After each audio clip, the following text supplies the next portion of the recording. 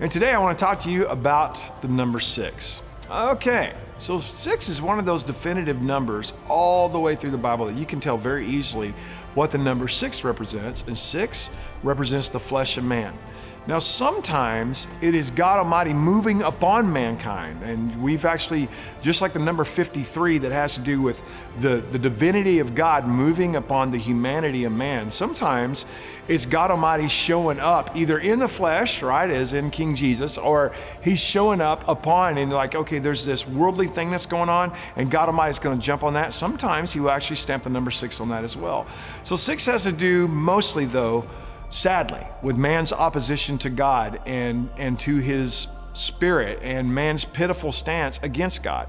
It's the number that God uses to preach on how we fall short and how messed up we are. It's what happens when you add your works, 6, to his grace, 5, one more from 5.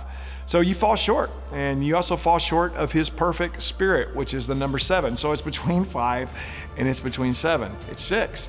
So the number 6 is an amazing pattern throughout history. It's God's watermark for the flesh, and we know that if man is in opposition to the spirit, which the flesh always is, then boom. My friends, public enemy number 1 is not the devil. The biggest enemy that you have is not the world.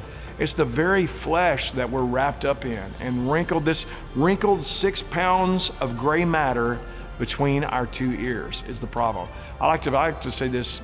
I always say the biggest enemy I have is enemy, flesh, right on.